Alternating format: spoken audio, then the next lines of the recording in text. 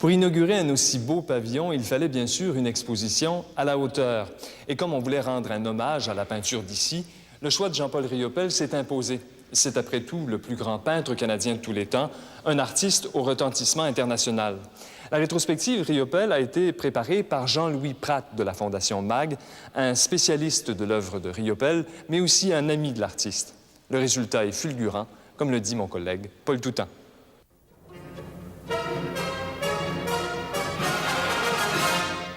C'est une sensation d'euphorie qui envahit le visiteur de cette exposition Riopel.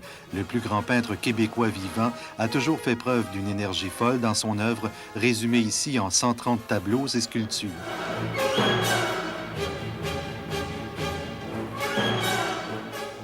Dès le début des années 50, Jean-Paul Riopel signe le refus global en réaction aux Étés noirs qui contrôlent la société québécoise et s'installe en France. Copain des surréalistes, qui le surnomment le trappeur, Riopel découvre aussi le vin, son ami le plus fidèle. Son œuvre, qu'on qualifie à tort d'abstraite, est d'une intense vitalité.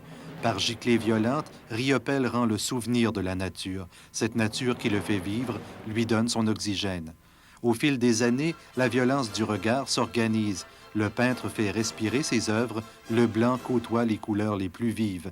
Des tableaux immenses essaient de capter les saisons et devant ce travail, on reste ébahi.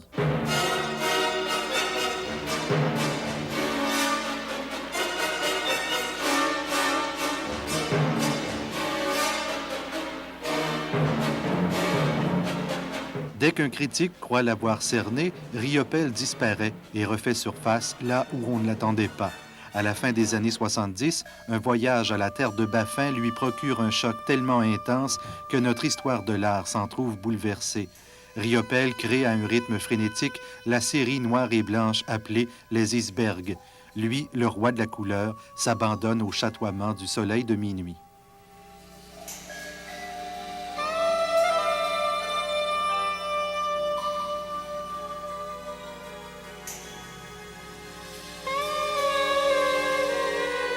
Comme Matisse et Picasso, Riopel touche à tout, explore différents moyens d'expression car tout son art est là, montrer le monde mouvant que le peintre dit voir au fond des cours d'eau.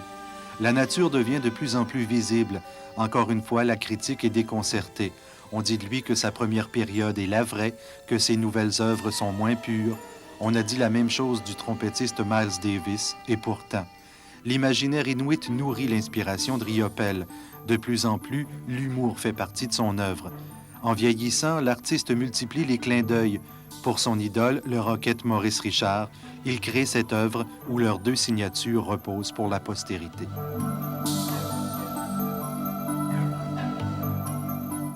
Puis arrivent les oies.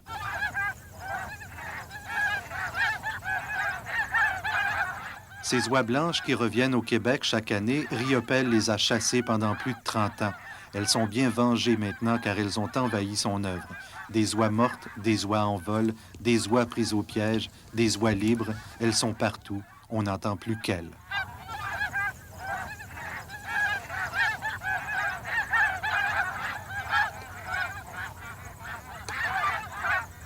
Avec de l'or dans les yeux, les oies confirment la suprématie de la nature dans le regard du peintre. Il y en a même une qui pond des œufs d'or, l'ultime éclat de rire de l'artiste dont les œuvres ont enrichi toute une génération de spéculateurs. Paul Toutain, à Montréal. Claude, vous avez eu la chance de rencontrer récemment Jean-Paul Riopel. Oui, je dirais même que c'est un privilège. Vous savez que Jean-Paul Riopel vit en ermite dans la région de Montmagny. Il nous a accueillis chez lui. On a passé une journée mémorable. Voici ce qu'on a préparé à la suite de cette visite. Première semaine d'octobre, les couleurs sont à leur meilleur et les oies sont au rendez-vous. Lorsqu'on arrive à l'île aux grues dans un tableau grandeur nature comme celui-ci, on comprend le coup de foudre de Jean-Paul Riopel pour cette région. Comme l'oie blessée qui revient année après année chez ceux qui l'ont guéri, ce Montréalais d'origine qui a vécu presque la moitié de sa vie en France a choisi, il y a un an, de jeter son ancre sur le bord du fleuve, après une parenthèse dans les Laurentides. À pareille date l'an dernier, Riopel était en pleine production, ici même, au milieu des oies. Pas arriver à en faire autant qu'il y en a dans le ciel. Alors, tant que j'en aurais pas fait autant qu'il y en a dans le ciel, Ben, je peux pas m'arrêter. Quand je fais un tableau, c'est le dernier qui s'est moins réussi pour une fois. Ça marche jamais, alors je suis obligé de recommencer. Riopelle a appris à dessiner auprès d'Henri Bisson en 1933. Il avait 10 ans.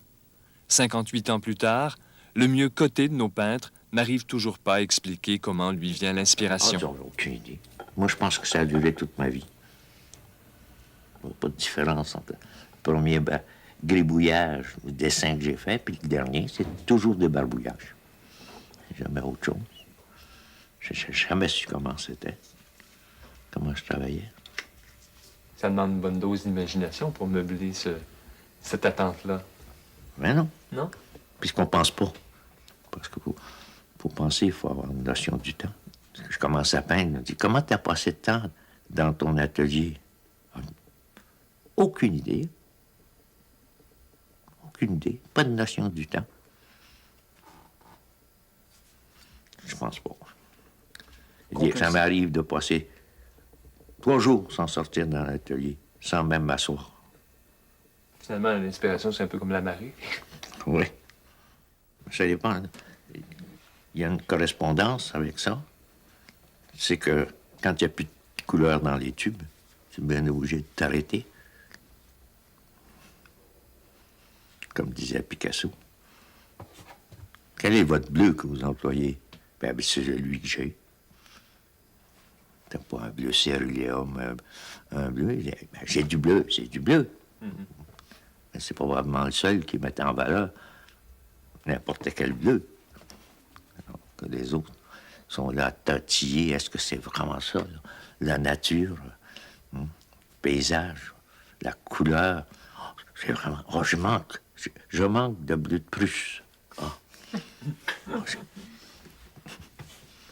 Aucun sens. On reconnaît bien dans cette sortie l'automatiste, le signataire du refus global qui fuit l'enfermement du réalisme, même quand il se met à faire du figuratif. Jean-Paul Riopelle a payé trop cher sa liberté de parole et de style pour la brader maintenant à 68 ans. S'il avait été plus docile et moins absent, le Québec l'aurait sans doute chouchouté davantage. C'est qu'ici, on boude souvent les rebelles et les génies, surtout lorsqu'ils réussissent à l'étranger. On comprend qu'il préfère son rôle d'ermite à celui de mondain et qu'il refuse de servir de phare dans une société qui se cherche. J'ai pas de contact. Presque tous mes amis sont morts. Parmi les créateurs, il en reste quelques-uns. Et on vient d'autre chose à parler que l'influence qu'on peut avoir, qu'on a eue. Mais le monde d'aujourd'hui, est-ce que ça vous préoccupe? Est-ce que... Hein? La politique, non. Un refus total de toute politique, quelle qu'elle soit. Voilà. Oh, j'ai besoin d'être ailleurs qu'avec la société. C'est fini là. Ouais. Dans la nature, ça a toujours été important. En principe, c'est la nature. En dehors de la nature. Il n'y a pas grand-chose, hein. Pas les musées, en tout cas.